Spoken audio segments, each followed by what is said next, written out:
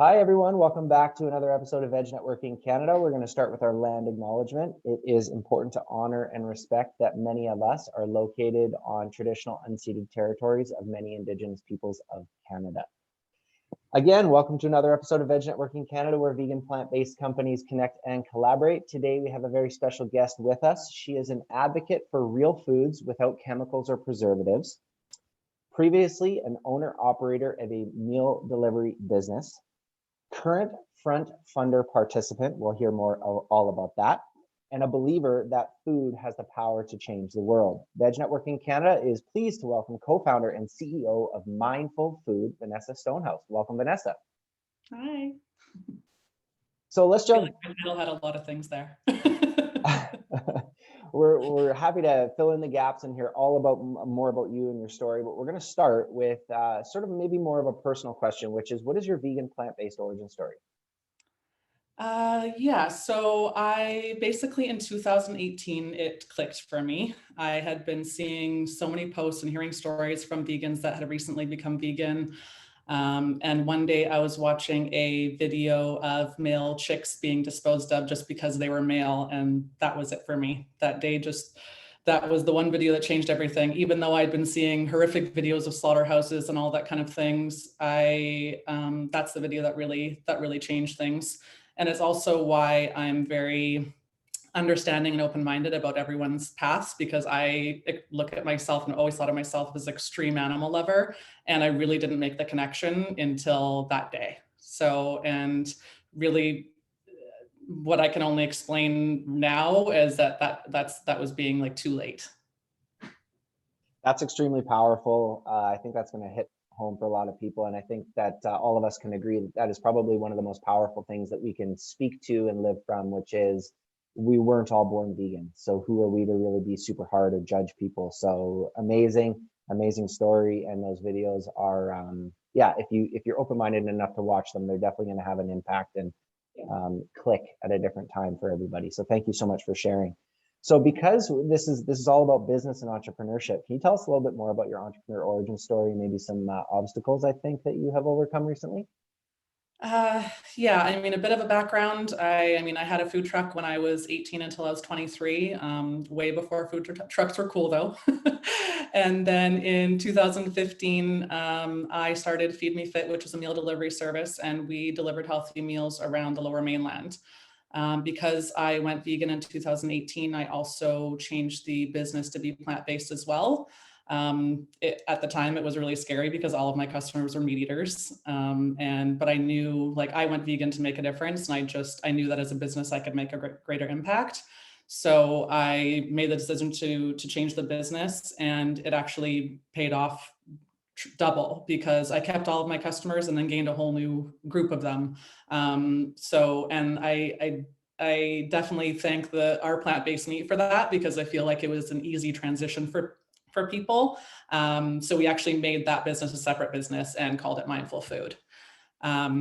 And then in March of 2021, we lost our commercial kitchen to an arson fire, and everything was gone. It's still hard for me to talk about because I was there for 7 years. I built that kitchen from the ground up. I mean, it took 2 years to build, and I was very attached to that space.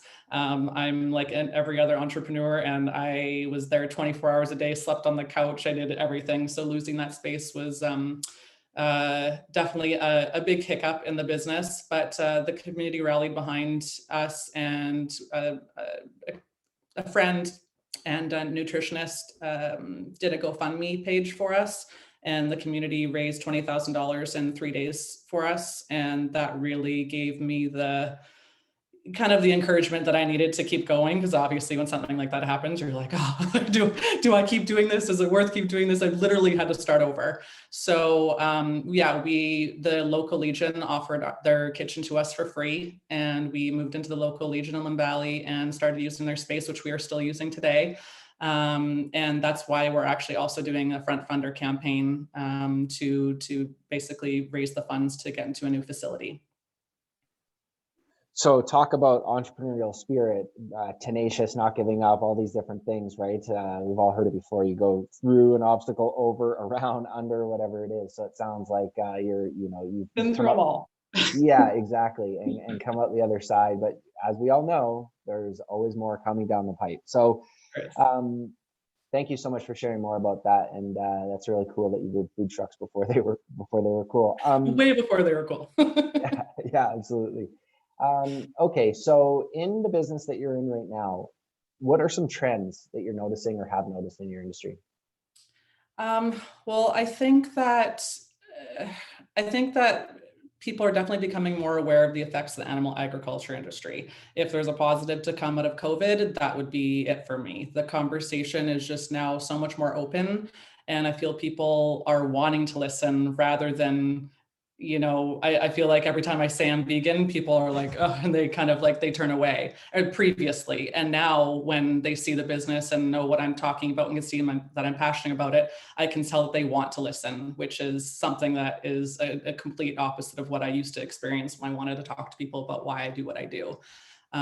So the fact that there's kind of a vegan alternative for almost every animal product that there is now is very encouraging as a vegan and as a vegan business owner, because it's just nice to see the demand for it kind of keep growing. Well, I think that there could be no better trend than people's minds being opened up. I'm sure all of us here and all of us listening have that auntie or uncle or grandma or whatever it is that they're starting to ask questions a little bit about certain alternatives or products that are offered out there. And that's massive. That's huge. Yeah. So very, The very, fact very. that my parents changed their diet over to almost entirely plant-based is huge, because when I first started, my dad was like, what are you going to make the chicken out of? And now he has his own stock in his own freezer, and he comes and gets it from the kitchen because he has our chicken almost every night. He loves it. So that's huge. Big meat and Oh, potatoes person. that must fill your cup like more than anything else. And yeah, I think that that's actually another trend that you noticed is the people close to us are adopting more because they're starting to see that it's working for their loved ones. Anyways, we could talk about that all day long. Yeah, I could. So Mindful Food, the Front Funder campaign, all of that, and maybe things that we don't know. The question is, where is your brand, Mindful Food, going in the future? Yeah, we're focusing on wholesale into restaurants, cafes, and retailers first. I just feel like there's no reason in 2022 for there not to be a good vegan option in every restaurant. And I mean, obviously we want it to be ours. Our products are made in a kitchen, not in a lab. And I just feel that people deserve to eat real food and not have to resort to a chemical-based food as the only vegan option. We started local in Vancouver, but we're quickly adding central and northern BC to our list of retailers. And we will be announcing a partner deal with a major department store soon. It'll most likely be tomorrow morning. Yeah, I just literally just waiting for the last piece of paperwork and then I can announce that I wanted to do it today, but I'm going to wait till tomorrow. So I'll do that on my social media. So, and we're also being listed on a bunch of online retailers, which will actually allow us available in the US as well. Incredible. So online distribution throughout US, throughout Canada, obviously Still something happening. really, yeah, obviously something really, really exciting, and that's cool. It's better that you're not telling us now. It's like a Yeah. cliffhanger. People can follow up, Make figure me out what's tune in going on. tomorrow. Yeah, exactly, exactly. So that's all extremely, extremely exciting. And the next question, no right or wrong answer. Maybe you do, maybe you don't. Maybe it's in the pipe. I don't know. But the next question is, what are some charitable organizations that you support or are looking to support? I try to always support as many as I can. I mean, I support in the way that I currently am able to by sharing stories, reposting, and providing. I'll provide free products, free giveaways for proceeds to go to organizations that are near to my heart or to a friend's. I donated 5 sample boxes to a giveaway for Homes for Hooves last month, and so that was fun to do because I've followed Homes for Who's for a long time and I wanted to support them. So the fact that I was able to do that was fun. We're also, I was telling you guys before that partial proceeds of our retail products go to our own animal rescue fund. So that's what I want to do myself. And I mean, it'll be fun to share the stories of all the animals we can rescue from the proceeds from our retail sales. So that'll be coming in the next year or two. But yeah, everyone is basically donating online or proceeds are going from retail. Well, that's definitely a trend that I've picked up on personally, is consumers who are focused on vegan plant-based living are very interested in some of that money maybe being diverted to helping animals. And so that's amazing that you're doing that. Yeah. With all of your experience from the food truck to now and all of the growth that you've had over the years, could you share maybe a or multiple book, podcast, or app that you would recommend that people may or may not have heard of? Yeah, I'm that was an interesting question for me because I mean I read tons of cookbooks. I'm always, I mean I always came up with the recipes for Feed Me Fit. I was kind of the creator of all the recipes, and my chef would just make them. I'd send them, show them the ingredients that I want to use and the picture I want it to look like, and they make that. And that was kind of how we ran Feed Me Fit. So definitely cookbooks like Eating for the Planet, Hot for Food, The Edgy Veg. I'm not a huge technology person. Instagram was even hard for me to learn how to use for a business, but I do follow most of kind of like cooking channels and things like that on Instagram. I'm just getting into podcasts and things like that in the past year. So yeah, all of the technology stuff is a little bit new to me. I'm not good even with apps. So definitely read books online and follow those kinds of pages on Instagram. Naturally, as somebody who's providing great quality food to folks, that totally makes sense that that's the what you're interested in terms of cookbooks. So that's great. So our second to last question, you can look at it from small town shop local lens, or maybe like global massive company lens. Either or both is fine. But what are some companies that you look to for inspiration? What are some companies that inspire you in your business? Yeah, there are so many. I am a huge local supporter. Even for my business, I try to support all local companies before going to the big box stores. I've always been like that. I grocery shopped myself at all local places for the meal delivery service, and we were feeding 5,000 people a week. And not only, I mean, it was only until the last year that we got a distributor to work with us, but I was very adamant of where we get our groceries from and who to support and that kind of stuff. So, I mean, I've done so many events and trade shows and all that kind of stuff with, Blue Heron, and I love Como Comfort Foods, and, businesses like Kind Cafe. They're like businesses like that are things that I always strive to be for. I'd love to be a no waste business. Unfortunately, there's things that come in the way until you get to a certain point, cost, and it can't be perfect until you get to that point. But somehow Kind Cafe has made it so, like, she was very determined, and I really respect what she's done as a business, and I really hope to be like that one day and not have to use any plastic or anything in any of our packaging. But you have to start somewhere, so I try not to be too hard on myself about it. But yeah, I mean, all the local brands, kombucha brands, and they are all, I feel like I've kind of like grown with them because they did all these farmers markets and things with them, and some of them have grown to huge businesses already. Like I saw Blue Heron and Save on Foods the other day, and I was like, oh my God, it's Blue Heron. Like they're like front and center, not just in the cheese section, they're front and center when you first walk in. That's huge. Like as a small business, I can't wait for that to be, my product sitting on the shelf right there for everyone to see.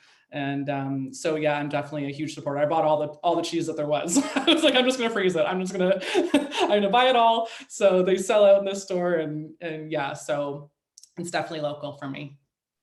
Well, just listening to the companies that inspire you is inspiring to us. Like, I don't know about everybody else listening, but just talking about how these companies inspire you gives me goosebumps, and I can like feel that. So Yeah, that's amazing. And it's really, to be honest, like, yeah, that's the way it should be, right? So in terms of building a community and growing together, like you said.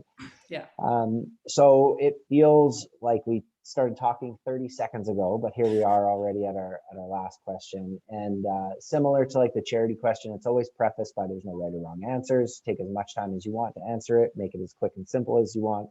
But it is, what is some advice that you have for entrepreneurs and business owners, whether they're just starting, maybe in the middle of their journey, looking to pivot or differentiate, or maybe even looking for an exit or something like that? What is some advice that you have for those folks?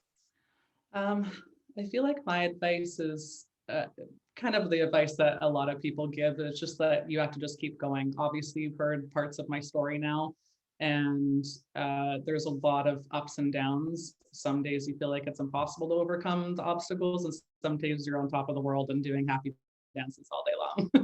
So it's just, I mean, I'm not sure that that ever changes. So if your mission is aligned with your passion, then I feel like it's all worth it, because at the end of the day, all the things that I've gone through are, you know, even though it was only 8-9 months ago that the fire happened, I feel like it was almost 10 years ago now. We've gone through so much stuff since then, that it's all been worth it. You know, all the obstacles to have to basically restart the business. And I mean, I feel like it couldn't get any worse than that. So if I can survive as a business going through something like that, it's because my passion is so strong for what I'm doing that I don't see any other option. And that's the kind of entrepreneurial spirit that people kind of have to have or find, if you really love what you do. So it sounds like the advice is start with a mission-driven end in mind, and then sort of reframe your relationship with obstacles, like knowing that you have this mission-driven end in mind. You know that you're going to encounter these obstacles, and just Yeah, find creative ways to break through those and keep growing. yeah. You can't think Wow. it's going to be easy, because it's not. Yeah, no, it never is. And to your point too, I think that's probably the biggest piece of advice is like, it never does get, there's that saying, right? It doesn't get easier, you just get stronger. It doesn't get easier, you Exactly. just get better, right? So, Yeah. all right. Well, before I tell everyone where they can find you, before we tell everyone where they can find you on Instagram and on the web, is there anything that we forgot to mention? Any last words that you want to say? I think we're pretty good at covering it all. I didn't babble too much, so I think I'm good. I just yeah, I'm excited to be here. I'm thankful that you had me on the podcast. This is my first, so and I think it's going to be the first of many, because I really am excited to kind of share everything that we're doing and open up people's minds to kind of this plant-based world, even if they're not ready to be entirely vegan. I feel like we can capture a huge audience now of people that are just interested in eating more plant food. And I mean, if we have to do it day by day, I'm happy with doing it day by day. It's better than not at all. Absolutely. And Veg Networking Canada is unique in that it's a podcast kind of. We have special guests and conversations, but it's sort of that mixed with sort of like a network of vegan plant-based professionals across Canada, where maybe somebody listens to this and they know exactly how to help, or they know exactly who knows exactly how to help. And that's the whole Right. intention behind Veg Networking Canada. So thank you so much for sharing more about yourself and your story, and being vulnerable, and all of that good stuff that comes along with being an entrepreneur. And um, everybody, you can find out more about Venessa and Mindful Food on Instagram at mindful_food, and food is FUD. So it's at mindful_FUD, and the same on the web, www.mindfulfood.com, no underscore, just mindfulfoodfud.com. Venessa and everybody else for watching this episode, thank you so much, and we'll catch you next time. Take care. Thank you.